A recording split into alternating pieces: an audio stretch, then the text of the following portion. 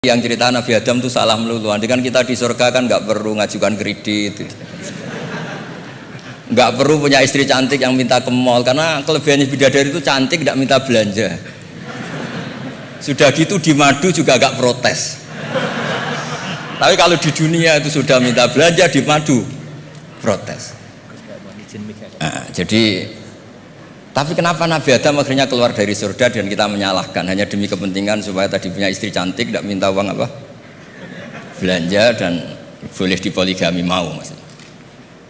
Di konstruksi ayat itu tidak ditampakkan, tapi semua ahli tafsir tahu. Misalnya fadallahuma bihurur, setan menipu Adam dan Hawa dengan curang. Hurur itu nipu. Jadi kalau ngaji nipu itu mulai dulu itu ya gurunya setan itu. Jadi Nabi Adam itu di surga dengan penuh limpahan anugerah, buah apa saja ada, makanan apa saja ada, enggak bayar. Tempat mewah leg juga enggak bayar. Kalau Anda di hotel leg sedikit aja bayarnya minta ampun. Akhirnya setan tuh pura-pura nangis terseduh-seduh. Akhirnya Nabi Adam menghampiri, kenapa kamu nangis? Saya ini iba sama kamu, kasihan. Nikmat begini nikmat, pada akhirnya Anda ini mati, karena Anda manusia pasti mati. Kasihan sudah senikmat ini kemudian Anda mati. Pura-pura nangis, jadi lama ya nangis, acting itu. Akhirnya Nabi Adam tanya, lalu solusinya gimana? Terus setan tinggal numpangi, hal adulluka ala syajaratil khuldi wa mulkil la yafla. Kamu mau tak kasih vitamin, makan pohon khuldi, nanti kalau kamu makan itu terus abadi. Jadi terus setan, Nabi Adam mulai ragu ya, tapi Allah melarang saya makan pohon khuldi itu, syajaratul khuldi itu. Kamu tidak usah cari tafsirnya, itu anggur apa ketela apa duren, itu namanya orang kurang penggawean itu gak penting. Ketika Allah tidak menjelaskan detail itu berarti detailnya itu tidak penting. Kamu sok penting nyari itu apa itu. Allah saja tidak menjelaskan, kok kamu yang manusia mau menjelaskan. Akhirnya Nabi Adam tanya, apa betul Allah itu melarang saya makan itu? Terus Allah cerita, wa qasamahuma inni lakuma laminan nasihin. Terus setan itu cerita, demi Allah saya tahu info terbaru bahwa sekarang nggak apa-apa.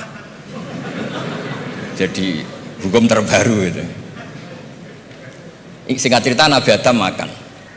Ketika makan, berarti setan salah karena menipu Nabi Adam, Adam salah karena makan pohon khuldi tadi. Apa yang terjadi? Allah manggil Nabi Adam, Adam, kenapa kamu makan itu? Bukankah pohon-pohon yang lain, buah-buah yang lain itu cukup? Kenapa kamu makan yang saya larang itu? Terus jawab Nabi Adam ini yang unik, yang kita harus bela Nabi Adam ila yaumil qiyamah. Wa izzatika ya Rabbi ma adzunnu anna ahadan yahlifu bika kadiban. Demi kehormatanmu ya Allah, ketika engkau disebut oleh setan, saya tidak pernah mengira ada orang berani mencatut nama engkau kemudian dia bohong. Ketika engkau disebut ya Allah, saya tidak pernah mengira ada orang mencatut nama engkau kemudian dia bohong. Sehingga Allah itu haru sama Nabi Adam. Makanya Nabi Adam itu diusir. Ini meneruskan ayat yang dibaca Mas Majid tadi. Diusir tapi disangoni. Dam, secara prosedur hukum kamu harus saya usir karena kamu melanggar. Tapi tak sangoni, lucu kan? Tak sangoni. Kamu baca ini ya. jadi unik. Makanya ayatnya fatalaqqa Adamu mir Rabbi, bukan kreasinya Nabi Adam. Kalimat itu bukan kreasi Nabi Adam, tapi hadiah sama Allah. Ini kamu secara pelaturan tak usir, tapi tak sangoni, ini dibaca nanti. Tapi Nabi Iblis tidak disangoni. Karena memang dia penipu betul. Sudah gitu akting pura-pura nangis, pura-pura ini itu. Jadi benar-benar penipu ulung.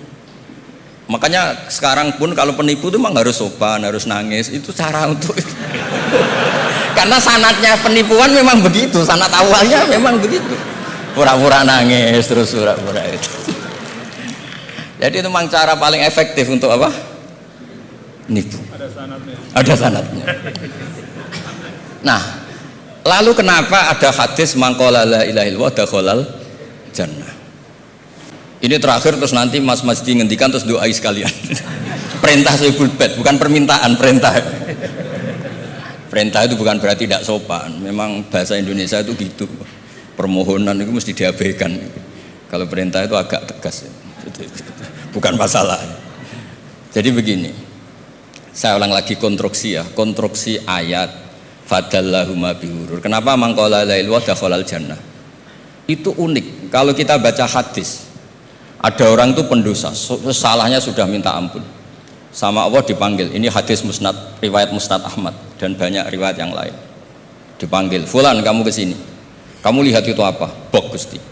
"Berapa?" 99. Per bok itu maddul basar. Sepanjang mata melihat itu isinya dokumen kesalahan dia. Jadi nggak kayak yang di pengadilan itu hanya beberapa tumpuk. Itu sepanjang dia lihat itu kesalahannya dia. Sepanjang dia melihat. Sudah gitu jumlahnya 99. Ya dia putus asa, dia tidak akan masuk surga. Kemudian sama Allah, sudah kamu tenang saja. Diambilkan bok kecil, kecil sekali, paling sak bok jam tangannya. Dah, innaka lan tuzlamal yaum, kamu tidak akan terdolimi. Kenapa Gusti? Ini kamu punya kebaikan ini kecil sekali. Ya apa efeknya Gusti? Kan nggak ngefek kesalahan seperti itu. Kemudian bandingannya hanya kebaikan sekecil itu. Dah kamu tenang aja. Setelah ditimbang box 99 yang jumlahnya maddul basar kira-kira 3 kilo sama satu wadah jam kecil, ternyata setelah ditimbang itu menangin 1 jam kecil karena isinya la ilaha illallah. Malaikat itu gak berani. Kamu berani ada namaku kemudian kamu abaikan. Malaikat yang nimbang Pak Warsono itu diprovokasi sama malaikat yang lain. Kamu berani nggak mempertimbangkan kata Allah di situ? Wah ya tidak berani.